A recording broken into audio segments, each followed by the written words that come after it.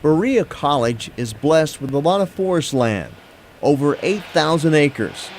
The timber has been used for buildings, furniture, and crafts on the Berea campus, and as you hear the whine of a chainsaw,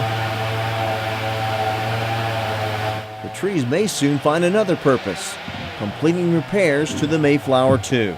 I feel like it's worth a try.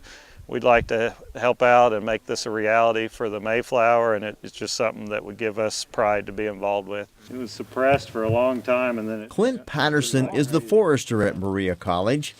The Berea Forest is the oldest continuous managed forest in Kentucky and the nation.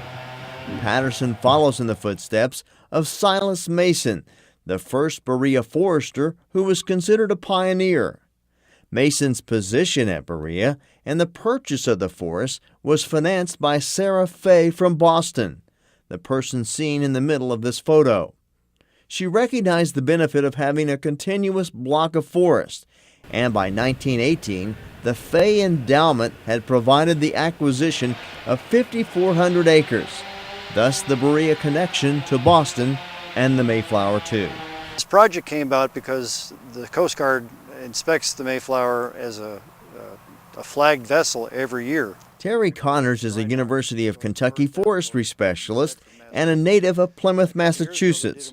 He was aware of the situation with the Mayflower II, and that's how he got UK and Berea College involved in the project. And a couple years ago, they did a more extensive check.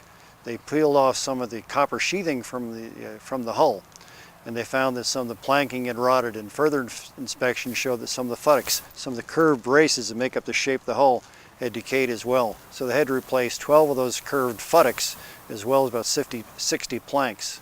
And the trouble is, this is very unusual wood. We don't grow curved timbers on purpose in the forest, and we don't have trees that are tall enough and clear enough, free of knots, to make planks for material like this. Connors began searching the country for wood to repair the Mayflower II, which has to be white oak because it is watertight and has to be 26 to 32 feet in length. His search turned to Berea and Clint Patterson, who happens to be a part-time forestry graduate student at UK. But yeah, I did get to talk to the shipwrights. That went very well, and I told them about the Berea College and our mission and our long history, and that was also a good selling point. I think he wants it to work out with us. Patterson identified some potential white oak trees in the Berea forest.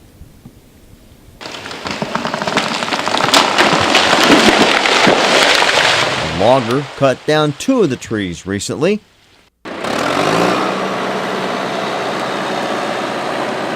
Giant logs were removed with the power of a bulldozer, pushing and pulling them along the forest floor.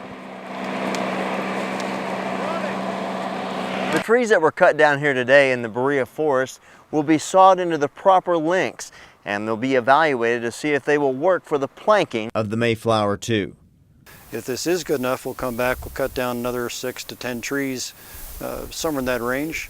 And at that point, I'll be loaded on a flatbed truck. The shipwright will come down and inspect it, assume final possession of it, and it'll go to Massachusetts and be used for refitting the Mayflower this fall.